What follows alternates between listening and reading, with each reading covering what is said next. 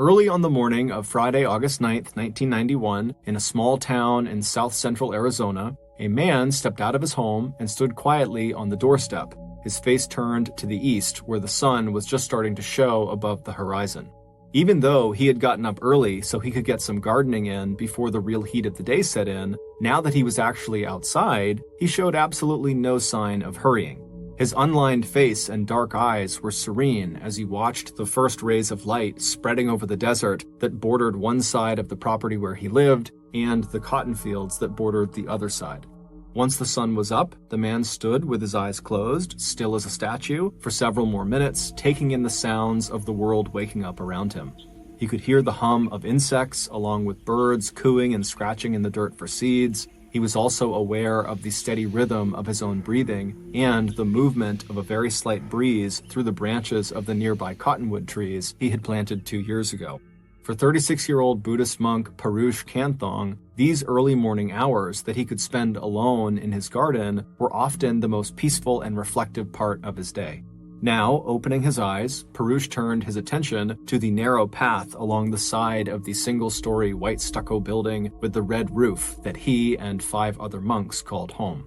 When Parush had first arrived in Arizona from his native Thailand 8 years ago, he had led a small Buddhist community in the state capital of Phoenix. But back in 1985, after the community had scraped together enough money to buy these 5 acres of rural farmland located 20 miles west of Phoenix, Parush had worked tirelessly to collect the money that allowed them to build this modest temple, which was called Wat Pram Kunaram.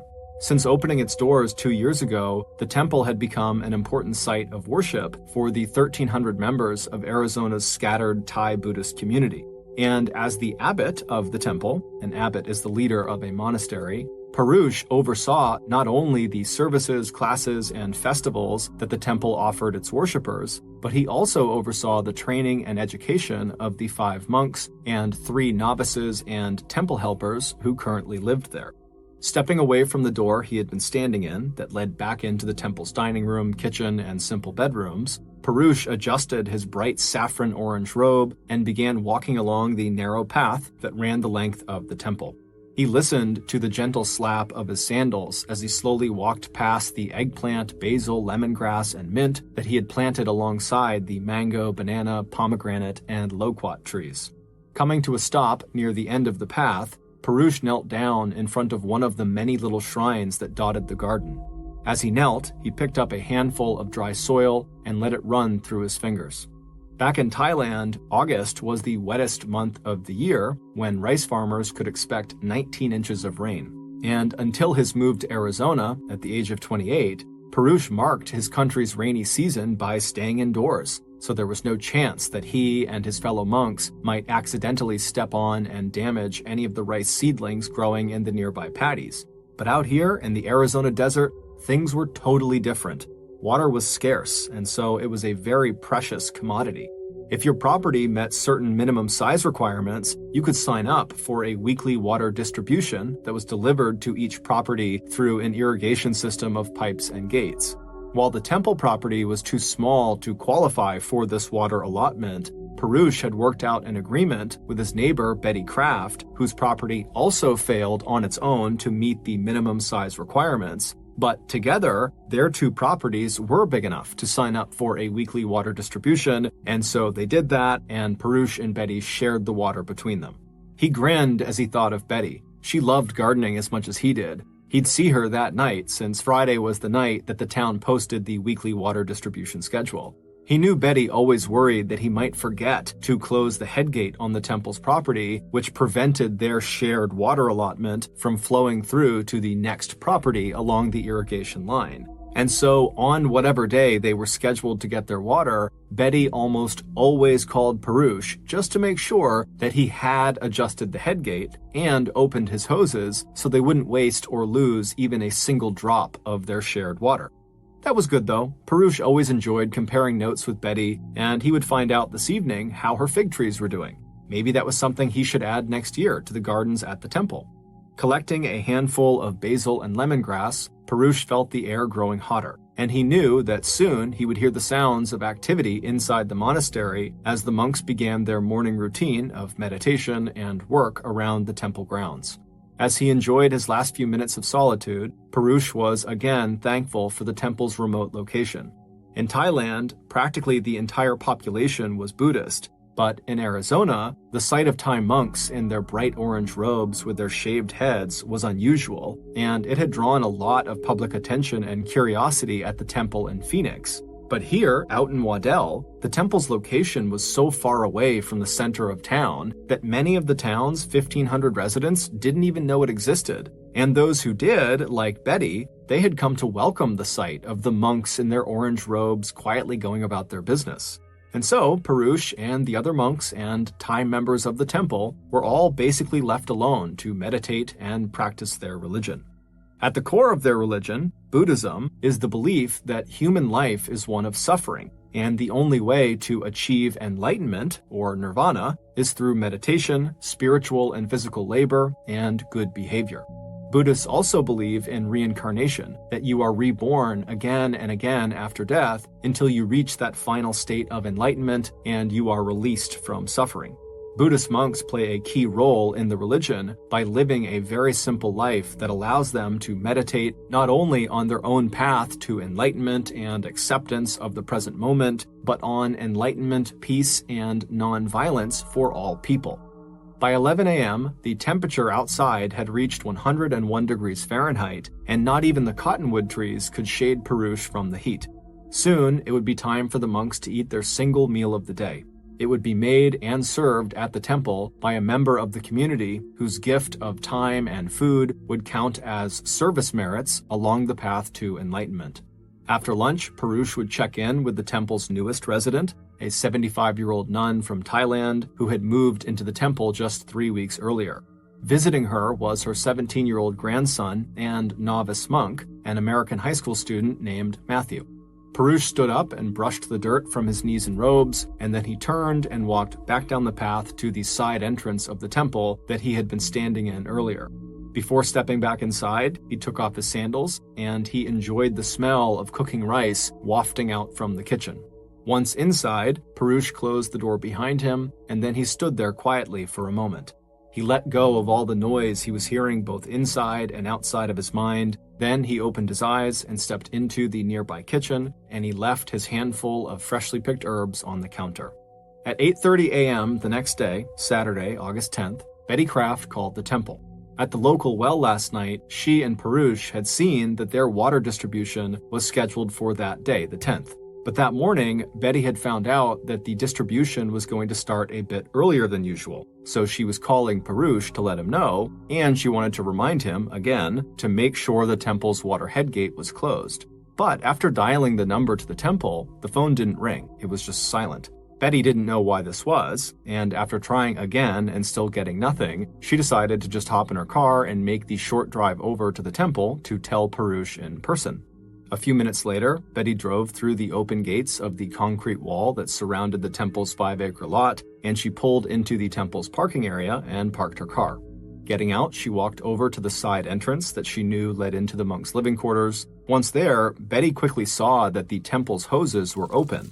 Water was running out of them. But it struck her as odd that Purusha had not arranged the hoses so that all the water would run into his gardens. Instead, some of the water had started to collect on the little patio right outside the door and was even overflowing into the parking lot down below. Betty felt even more puzzled when she knocked on the side door and didn't get an answer. The same thing happened when she walked around to the front entrance that led directly into the large square temple sanctuary where the monks conducted services. Not only did no one answer either door, but everything inside the building seemed unusually quiet.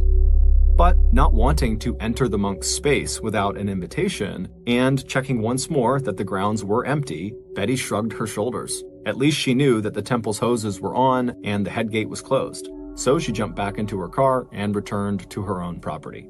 2 hours later, at 10:40 a.m., another car drove through the open gates of the temple into the front parking lot. Inside the car were 2 Thai women who were friends and who were both members of the temple. They were there to make the monks' Saturday meal.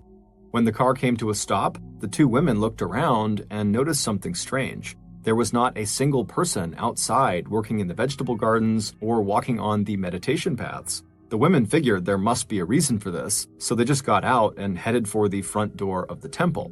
But before they could reach the door, they had to walk around this large puddle of water that had formed in front of the temple from all of the water pouring out of the open hoses. The women wondered why the hoses had not been adjusted to aim in other directions, but ultimately they ignored the growing puddle, and one of the women reached out and grabbed the front door handle, but when she pulled it, she saw it was locked.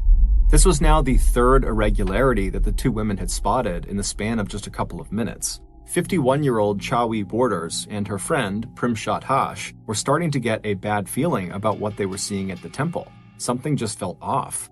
But they quickly reminded themselves that they needed to just focus on what they were doing at the temple, not what the monks might be doing. They were there to make lunch and earn service merits. And besides, the two women agreed that the monks must just be inside studying or meditating, and as for the water and locked door, the monks must have just forgotten to turn off the irrigation system and open the front door to the sanctuary. So the two women left the front door and headed around to the unlocked side entrance.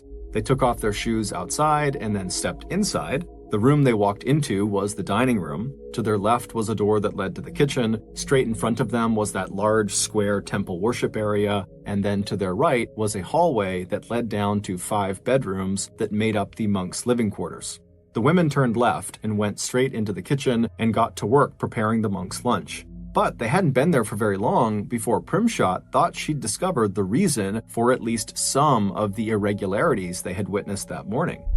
As she had walked from the kitchen back toward the side entrance to go back outside and get something from the car, she had glanced quickly down the hallway that led to the monks' 5 bedrooms, and at the front of that hallway, close to where she was a small sitting area with a couple of sofas inside. And in this sitting area, Primshat saw the monks were lying quietly on the floor between these 2 sofas. After getting what she needed from the car, Primshat returned to the kitchen and told her friend Chawi that she had just seen the monks in the sitting area and that they were either sleeping or praying. Not wanting to disturb them, the 2 women went about their meal preparation very quietly, and at some point, when Chawi thought she heard the faint ring of a phone, she immediately stepped out of the kitchen into the dining room to answer the phone before the sound could interrupt the monks' concentration or rest. But when she put the phone to her ear, she heard nothing. Thinking she must have picked up the wrong phone, as there was 2 phones in the dining room, she walked across the room to the other phone and put that phone to her ear, but this as well was silent. But as she stood there with this silent phone pressed to her ear, she looked at the first phone she had picked up, and she could tell right away that the cord connecting the receiver to the phone had been cut. Then she pulled the phone in her hand away from her ear, and she saw the same thing. The phone's cord was cut. As she realized that clearly she had not heard a phone ring because now she's seeing neither phone would work, Chawi just happened to glance at the sitting room at the front of the hallway where the monks were lying on the floor in various attitudes of prayer. And almost absently, she noticed that mixed among the colorful saffron robes that the monks wore was the long white shirt and pants worn by the elderly nun who had joined the monastery with her grandson just a few weeks ago. Chawi was suddenly very uneasy. She knew that could not possibly be right. It was absolutely forbidden that a male monk who took strict vows of celibacy would ever lie down next to a woman, let alone lie close enough that their bodies or robes would be touching. As Chawi stood there frozen, her friend Primshat stepped out into the dining room as well and began to let out this terrible wail. Because something else was horribly wrong with what the 2 women were looking at. There was blood everywhere in the sitting area. There was blood on the floor, on the walls, and on the 2 sofas.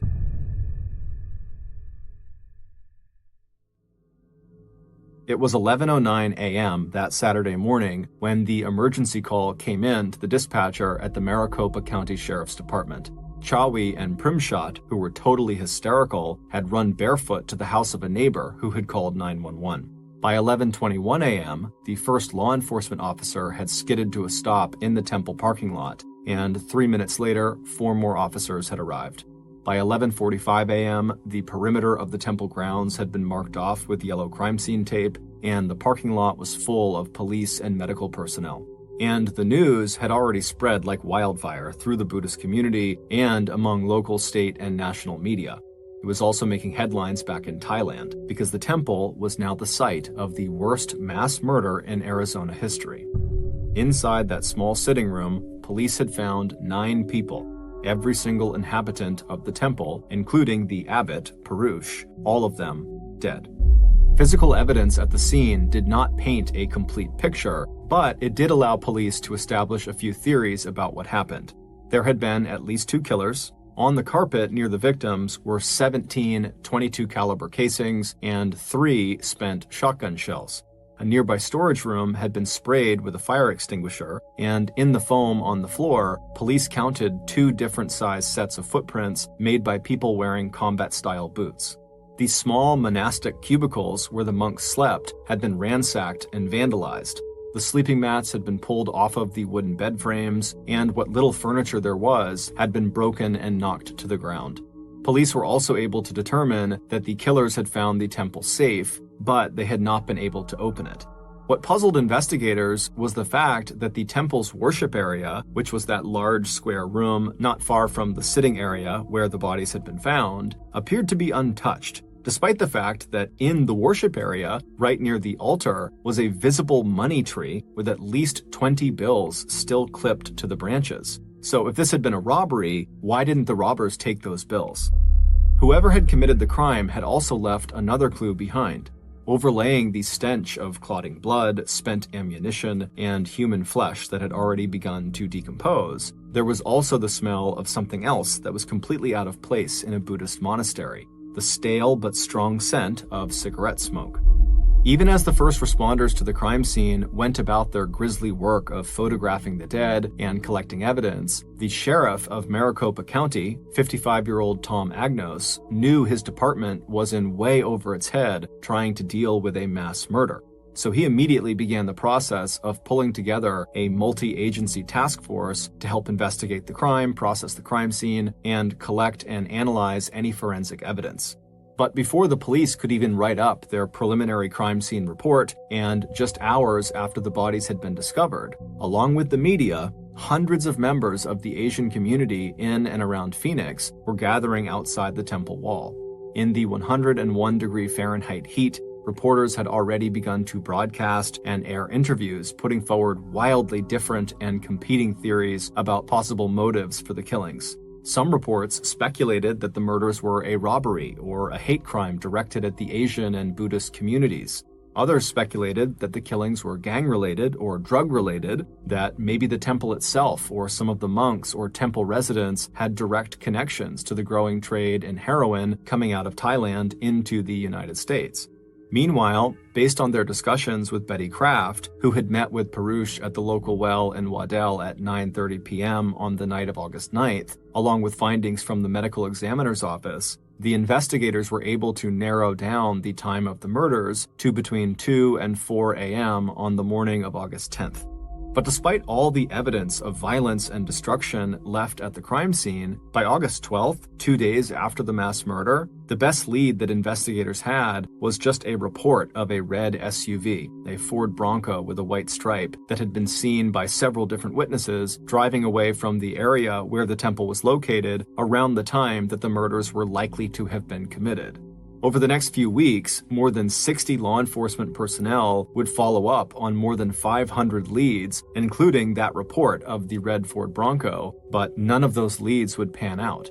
Officers dug into the private lives of the 9 victims, but they just could not come up with any person or group who might have wanted one of them or all of them dead. Members of the Asian community had raised a $10,000 reward for information leading to the killers, but no one had come forward with anything useful. But almost exactly 1 month after the murders, the task force would receive what they believed was their first real break in the case.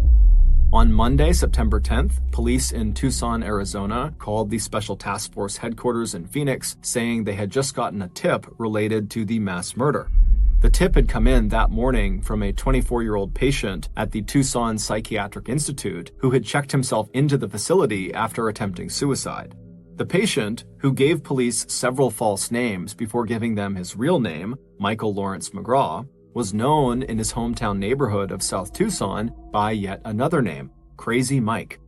He told Tucson police that he had something to say about, quote, some kind of murders that happened in Phoenix at the Buddhist temple.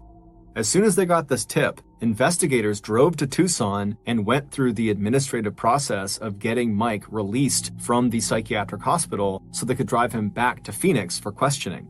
Once that was done and Crazy Mike was in Phoenix, investigators at the task force headquarters spent the next 3 days questioning him during interrogations that sometimes lasted longer than 12 hours at a stretch. Between sessions, Mike was taken to a 4-star Sheraton hotel and treated to room service, but he was never allowed to sleep for more than a few hours at a stretch, and he did not have a lawyer with him for the interrogations. Eventually, Crazy Mike confessed to the temple murders, although audio recordings of the interrogation showed that Mike needed and got a lot of help from his interrogators before he actually got the details of the crime straight. On September 13th, 3 days after Mike had been brought in for questioning, police had arrested 4 other men from Tucson that Mike had said were also involved in the killings. All 4 of the accused were acquaintances of Mike, and all 4 were subjected to the same interrogation techniques that detectives had employed when they had questioned Mike. And 3 of the 4 men confessed to the murders and were immediately charged with multiple homicides. The 4th man had a solid alibi and just refused to yield to what the courts would later describe as questionable interrogation techniques by the task force. But by late September, the case against the so-called Tucson 4, which was Crazy Mike and the 3 other men who confessed, quickly fell apart. Each of the suspects recanted their confessions, saying they were, quote, coerced by investigators who frightened them, gave them details about the case, and told them that their friends had already implicated them in the crime, end quote. Not only were investigators back to square one, but the botched interrogations of the Tucson 4 had resulted in public outcry and criticism of the police and caused divisions inside of the task force, which now numbered more than 200 people. The real first break in the Waddell Temple massacre would not come until October 24th, 6 weeks after the killings. And that break was actually based on a lead that the police had gotten 1 month earlier on September 21st and had just failed to follow up on. It would turn out that on the same day that Crazy Mike phoned the Tucson Police Department on September 21st, saying he had information about the murders, investigators for the Special Task Force had also received a tip from the Office of Special Investigations at the Luke Air Force Base. Luke Air Force Base is located about 6 miles east of the Waddell Temple. The Office of Special Investigations, which is the name of the military police unit that provides law enforcement on the base, had notified the task force that they had picked up a weapon from someone driving on base, and the weapon matched the description of the one used in the Temple massacre. But in all the excitement of getting the phone tip from Crazy Mike at the psychiatric hospital and having a real live suspect to interrogate, task force detectives did not send this weapon in for testing. Instead, after picking the weapon up from Luke Air Force Base, one of the sergeants on the task force literally put the weapon behind a door in a corner of his office, and then he forgot about it until 4 weeks later when the case against the Tucson 4 started to implode. At that point, with the task force scrambling for new leads, the sergeant remembered the weapon and they would send it off for testing at the Arizona State Crime Lab. The results of that test came back 4 days later on October 24th, and 2 days after that, on October 26th, investigators arrested 2 people in connection with the mass murder. And the story that these 2 people would tell police left even the most hardened detectives feeling shocked and repulsed. Based on the testimony of these 2 individuals, here is a reconstruction of what really happened in the early morning hours of Saturday, August 10th, inside the Waddell Temple. The last communication between the residents of the Waddell Temple and the outside world happened at about 11 p.m. on the night of Friday, August 9th. Perush, the abbot of the temple, had already come back from his meeting at the local well with neighbor Betty Kraft. Other monks had also returned to the temple after performing a blessing ceremony at the house of one of the temple members earlier that evening. At 11, one of the monks telephoned the woman who had prepared that day's noontime meal, asking if she would like to return to the temple the next day, Saturday, an offer she later told police she had declined. After 11 p.m., finished with their daily routine of meditation, prayer, work, and teaching, 4 of the temple's residents made their way to the small sitting room to talk and watch TV. The temple's gentle 75-year-old nun, who had spent most of her life in Thailand doing the back-breaking work of planting and harvesting rice, had made her way to her tiny sleeping quarters, less a bedroom than a closet, that had just enough space inside for a simple sleeping mat, but which gave her the required physical separation from the monks. But just as the evening was coming to a close for the residents of the temple, the night was just getting started for 2 local teenage boys. One 16 years old and one 17 years old. This was a night, in fact, that had been a long time in the making. 3 months earlier, one of the teens' brothers had told them that the Wadel temple was full of riches like golden Buddha statues and a safe full of money. And this brother would know because he had actually spent 6 weeks that summer living in the temple as a novice monk. And so the 16-year-old and the 17-year-old became obsessed with this temple and these riches. But as they thought more and more about robbing the temple, they realized they weren't just interested in the money. They were also interested in treating this robbery like it was a full-scale military operation. And they both agreed that for this military operation to be successful, they would have to pull it off without leaving any witnesses. So back in June of 1991, while Parush and his fellow monks were out in the temple gardens just starting to plant melons, basil, corn, and sweet potatoes, the 2 teens started preparing for their robbery/war game. Both of the boys had fathers who worked at the nearby Luke Air Force Base, so the boys went to the base store and over a period of time bought the gear they needed.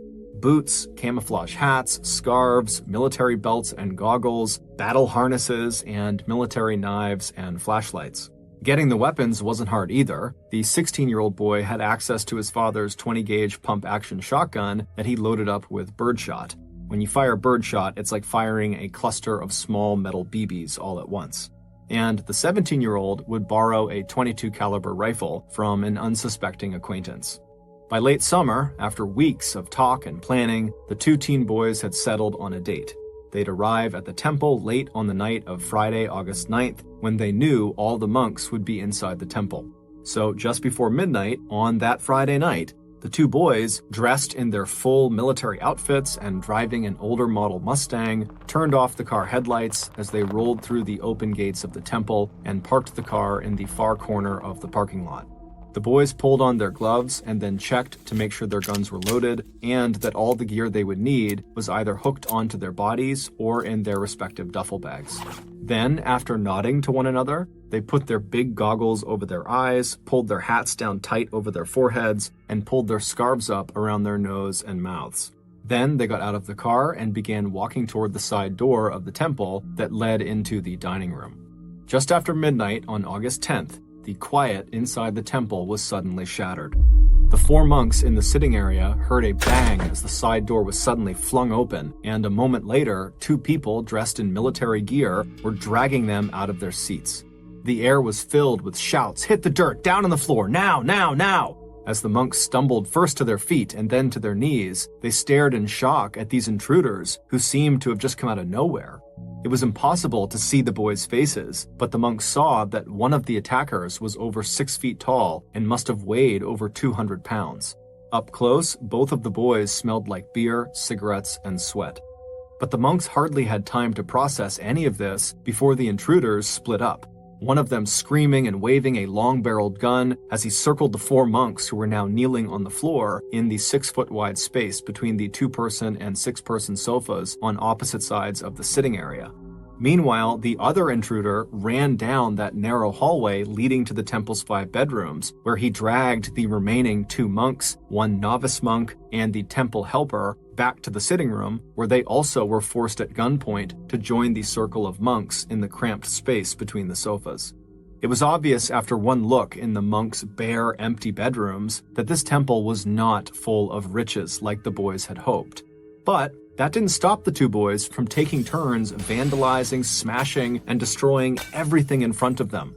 And when one of the boys pulled open the door of the final room at the end of the hallway, which was really just a large closet, cowering on her knees right in front of him was the temple's oldest resident, the tiny 75-year-old nun and grandmother who had only arrived at the temple 3 weeks earlier with her 17-year-old grandson. Grabbing hold of her white shirt dress, the intruder dragged her back to the sitting area and then forced her to take her place amongst the others. After an hour spent ransacking the living quarters and temple office, the only treasure the two boys had found was a safe that they could not figure out how to open, and some envelopes of cash offerings from members of the temple. So, frustrated, the two boys would spend their second hour in the temple, switching back and forth between terrorism and more destruction. Taking turns, they circled their kneeling captives, stepping on their legs and backs, prodding them with the barrels of the rifle and the shotgun, and jumping on and off the seats of the sofa as they made their way around and around, demanding the combination to the safe and the location of any hidden valuables they were sure the monks must have somewhere. And as they tortured and degraded the 9 people in front of them, the boys smoked one cigarette after another, blowing the smoke into their captives' faces and crushing out the butt of each cigarette in a big glass ashtray that they had placed in the center of their human circle. But from the very first moment that the boys had broken into the temple, the response from the monks totally threw them off. These were not people who wanted to fight or argue or beg or even resist. Instead, the more violent and threatening the boys became, the less of a reaction they got from their victims. Instead, the monks looked around the circle and calmly made faces of encouragement at the terrified novice monk and the temple helper who just went by the simple name of Boy and the 75-year-old nun. At some point, Perush laced his fingers together in prayer and began to chant. The other 5 monks, who, like him, had spent years learning to accept, without question or resistance, every moment and circumstance in their lives, joined him. In Buddhism, one of the greatest meditations of all is the meditation on the inevitability of death. And as Perush looked from face to face around the circle, he wanted each one of them to know that however and whenever death came, it would bring the gift of rebirth and enlightenment. So even as the intruders physically and verbally assaulted them, trying to get them to not only give up the code to the safe, but to react to their captors with fear, Perush and the other monks just continued to mentally withdraw into the calm space of their meditation and prayer. And their strength appeared to give the other non-monks the resolve they needed to relax and be calm as well. And before long, the 17-year-old novice monk, the temple worker they called Boy, and the 75-year-old nun had all bowed their heads as well and closed their eyes.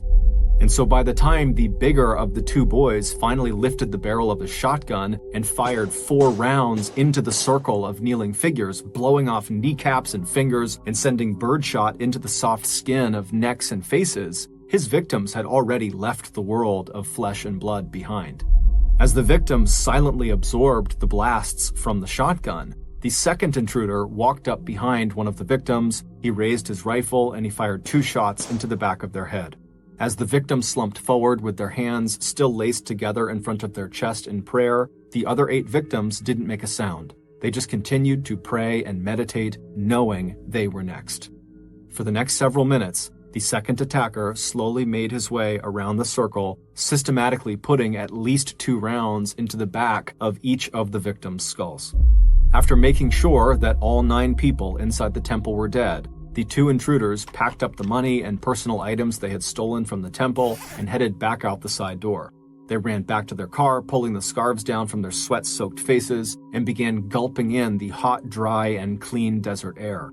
And then they drove out through the open gates of the Buddhist temple and back into their everyday normal lives. Except that 12 days later, on August 21st, military police on Luke Air Force Base found a .22 caliber rifle in the trunk of a car they had pulled over for suspicious activity. The rifle belonged to the driver, who had just recently loaned the weapon to the passenger with him in the car, a 17-year-old teenager named Jonathan Duty. It wasn't until 1 month later, September 20th, that the police report describing the traffic stop and the weapon would find its way to the task force investigating the mass murder, and it would be 4 weeks after that before members of the task force would finally get around to having that weapon tested and find that it was the murder weapon used in the Temple massacre. Once those results came back in, it would take 2 days for task force investigators to track the rifle back to 17-year-old Jonathan Duty and to his accomplice, a 16-year-old named Alex Garcia, who was 6 foot 3 inches tall and who weighed 220 pounds.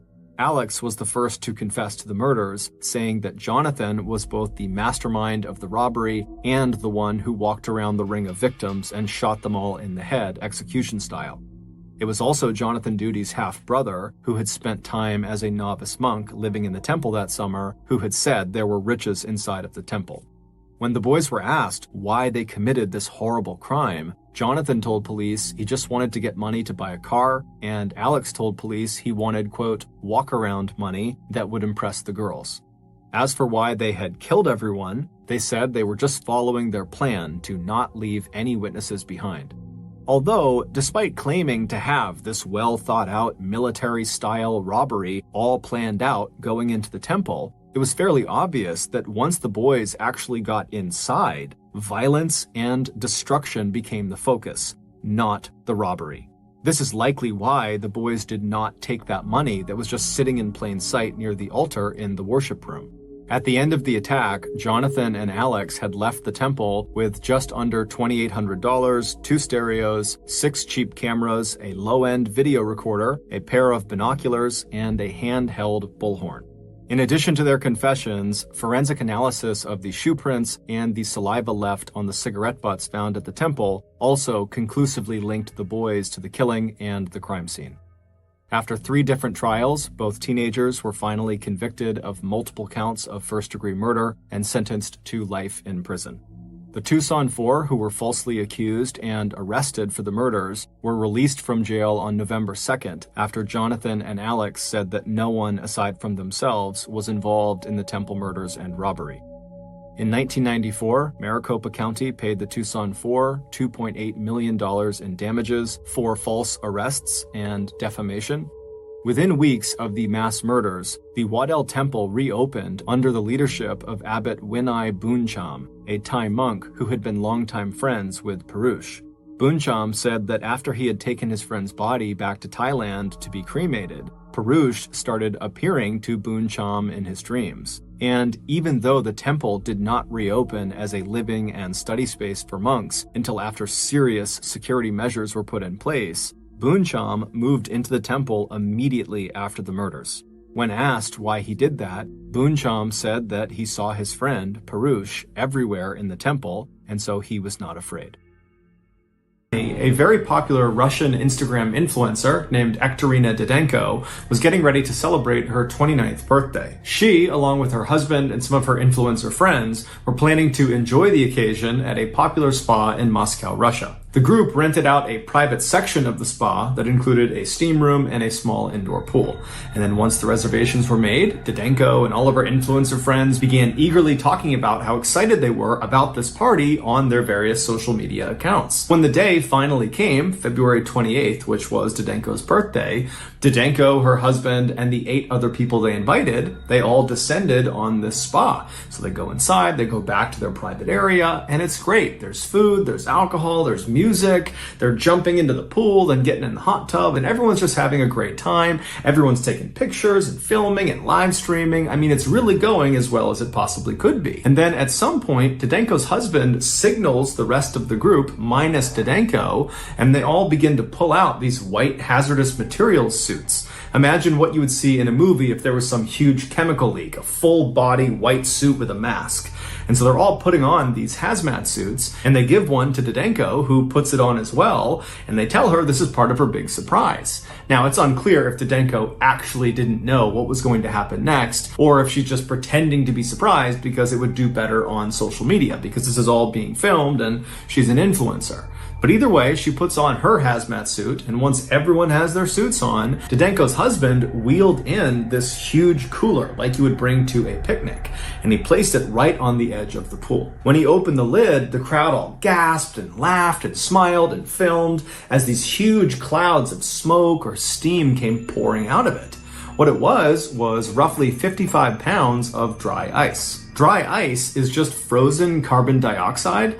It's commonly used for things like refrigerating perishable goods for long periods of time because dry ice stays cold for a really long time. Also, because of the huge white gas clouds that come off of dry ice, it's also very commonly used as a sort of spooky decoration because you have these very cool white clouds going everywhere. And in fact, that's what Didenko's husband planned to use this dry ice for. He was going to dump it into the pool and create those big white gas clouds all over the pool. The reason they call it dry ice is because as it starts to heat up, it doesn't melt into a liquid state the way frozen water does. Instead, it goes directly from a solid state to a gas state. Dry ice is considered to be quite hazardous if it's handled inappropriately, and while these partygoers all had their hazmat suits on, it's unlikely they were actually wearing them for safety. It's far more likely they were wearing them because it would look good on social media and would kind of hype up the stunt they were about to do. And so after the dry ice was revealed inside of this cooler, Didenko's husband and another of the partygoers grabbed the sides of the cooler and they dumped its contents directly into the water. And as soon as the dry ice hit the water, it rapidly began to warm up, which caused a massive, almost explosion of carbon dioxide gas to completely fill the lower half of the room. Now, none of the partygoers are even a little bit fazed by what's happening. They don't realize how dangerous this actually is. And so they're just filming and laughing and kind of thinking this is so funny. And then Didenko's husband actually leaps through the cloud into the water and kind of disappears below. And then shortly after that, two other partygoers would also leap into the pool. One of the main reasons dry ice is considered to be so hazardous if handled inappropriately is because dry ice emits that carbon dioxide gas, which at high concentrations will displace oxygen. So imagine if you're in a very small room that has very poor ventilation. If you had lots of carbon dioxide in there, you would suffocate. And so this indoor pool was a small confined space with poor ventilation. And so the 7 people on the pool deck, shortly after this dry ice has been tossed into the pool, they started to realize it was really hard to breathe because the oxygen was basically being sucked out of the room. And so they were able to turn and actually run out of the pool deck before it was too late. Meanwhile, Didenko's husband and the other 2 people who leapt into the pool, when they came back to the surface, they breathed in thinking they would be breathing in oxygen, but instead they breathed in an entire lungful of carbon dioxide, which in addition to displacing oxygen at higher concentrations inside of confined spaces with poor ventilation, it is also poisonous at higher concentrations inside of confined spaces with poor ventilation. And so when the 3 of them surfaced, they breathed in this poisonous gas, which caused 2 of them to immediately pass out and then just die, while the third, Didenko's husband, he managed to stay conscious enough that he was able to climb barely out of the pool, and he tried to get to the door, but he couldn't get out in time. Eventually, he was pulled out and rushed to the hospital, but he would later die, not only from carbon dioxide poisoning, but also from having gone without oxygen for as long as he had. On July 30th, 2013, 56-year-old Roger Miro grabbed a bag of trash from his apartment and then walked out into the hall. He turned right and walked down the hall until he reached the trash chute, which was right on the side of the wall. He opened it up. It was like a mailbox. He opened it up. He dropped his trash bag inside. He closed the trash chute and then walked back to his apartment. When he got back inside, he instinctively reached down to his right pocket to grab his cell phone, but it wasn't there. So he grabbed his left pocket, wasn't there either. He checked his back pockets, he's fishing around, and he realizes he doesn't have his phone. So he figures, okay, I must have put it down somewhere in my apartment. Now, Roger was legally blind, so it made looking for small things in his apartment quite difficult, but nonetheless, he began looking all over his apartment for his phone. He started in the kitchen, he looked all over the place, checked all the surfaces, no cell phone. He went to the living room, to the bedroom, to the bathroom, but there was no cell phone. And so Roger thought maybe when he walked to the trash chute, he might have dropped the phone in the hallway. And so he left his apartment, he turned right, and he walked along, retracing his footsteps all the way to the trash chute. But all along the way, there was no phone on the ground. And so as he's standing in front of the opening to this trash chute, he thinks to himself, maybe I accidentally put my phone in the trash bag that I have now just dropped down this trash chute. And so as Roger is standing there wondering what he's supposed to do, one of his neighbors walked out into the hall and looked down and saw Roger standing there kind of inquisitively looking at this opening to the trash chute. And they asked Roger, what's going on? And Roger explained the whole phone situation. And the neighbor said, well, hey, why don't you go down to the first floor and ask the manager if you can get the key to the trash room on the first floor where all the trash goes. And so Roger said, thank you very much. He turned and made his way to the elevator, and the neighbor went back inside of his apartment. Roger went down to the first floor. He went to the manager's office. He knocked on the door. And when the door opened, the manager was obviously very busy with something. And Roger would say, hey, I'm just looking to get into the trash room. I think I might have accidentally thrown my phone away. And I just want to have a look in the trash to see if I can find it. Now, this manager knew he was not allowed to let anybody who lived in the apartment complex go into that trash room on their own. It was a dangerous space. And so the manager was supposed to go in there with them if they needed to go in and look around in the trash. But right when Roger went up to the manager's office, the manager was waiting for a very important phone call and so couldn't really leave his office. But the manager kind of empathized with Roger and felt bad for him and said, okay, you know what? I'll just give you the key. You can go in there on your own and go looking for your cell phone. I hope you find it. And when you're done, just bring the key back here.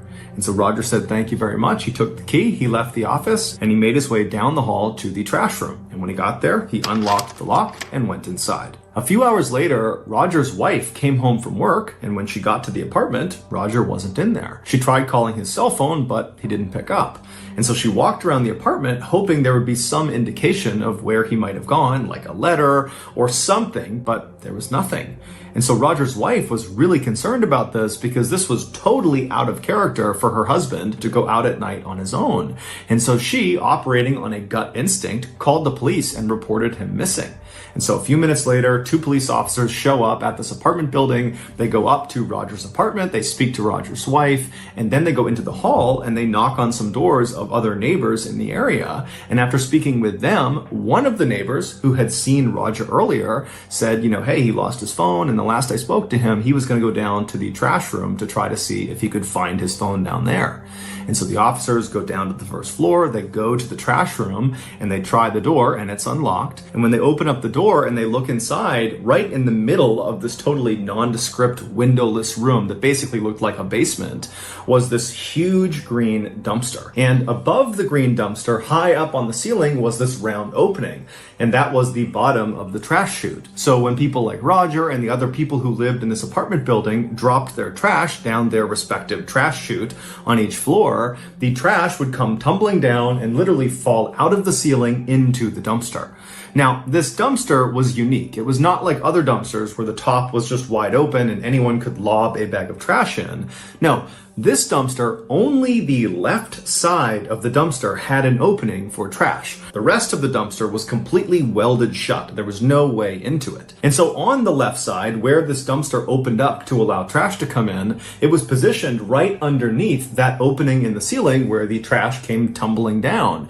And it wasn't just an opening. It was like this near vertical tunnel that was welded on to the top of this dumpster. And it went straight up and it had this big open mouth at the top, almost like a funnel. And it was there to catch the trash as it fell down, and it would go down this tunnel down into the dumpster. And so the gap between the ceiling and the top of this near vertical tunnel, this chute, was maybe 3 or 4 feet. And so when these officers looked into this room and they saw this dumpster and the chute and this hole in the ceiling, they also saw a ladder had been propped up on the left side of the dumpster right up against that near vertical tunnel, as if someone was trying to look down into the dumpster itself. And so one of the officers walked over, they climbed up the ladder, and when they looked down into this tunnel, down into the dumpster, they found Roger. After a lengthy investigation, this is what is believed to have happened to him. After Roger got that key from the manager, he went to the trash room, he opened it up, and then he went inside and found this huge dumpster. And he would have quickly realized the only way to look into the dumpster, and so to go looking for his phone, was to look down into this tunnel. There was a ladder nearby, so he grabbed it and he propped it up against the side of the dumpster, and he climbed up on top and he looked down into the tunnel, down into the dumpster, and as he was looking, either some trash from the ceiling fell down and struck him, causing him to lose his balance, or he just slipped somehow. But either way, he lost his balance and he tumbled into the tunnel, down into the dumpster. And what Roger didn't know is as soon as that happened, he was doomed. Because this was not some ordinary dumpster. This was a trash compactor. And as soon as Roger fell down that tunnel, his body triggered an electronic sensor that activated the trash compactor. And so the way this worked is there was this big metal ram inside the dumpster. There's a ram on one side, and once it gets activated, it will press. There's a hydraulic press that pushes it all the way to the other side. So any of the trash in this dumpster will get compressed against the other side of the dumpster. And then at that point, the ram comes all the way back. And so every time trash would come down that chute, it would trigger that sensor, the trash compactor would start, it would flatten the trash, and so on and so forth. And so Roger has fallen down into the dumpster, he's triggered this compactor, but he's legally blind, he's probably dazed from the fall, and so by the time he realizes what's going on and he's kind of looking around, there is a hydraulic press bearing down on him. And so he probably tried to jump up the tunnel to try to escape the dumpster, but there was no ladder inside this tunnel and it was nearly vertical, so there was no way to climb up and out of it. And inside of the dumpster itself, there was no emergency shutoff switch and there was no emergency exit. And so at some point, it's assumed that Roger realized he was not going to be able to climb up the tunnel. And so he only had one direction he could go, which was to retreat to the far side of the dumpster, as far away from the press as he possibly could be.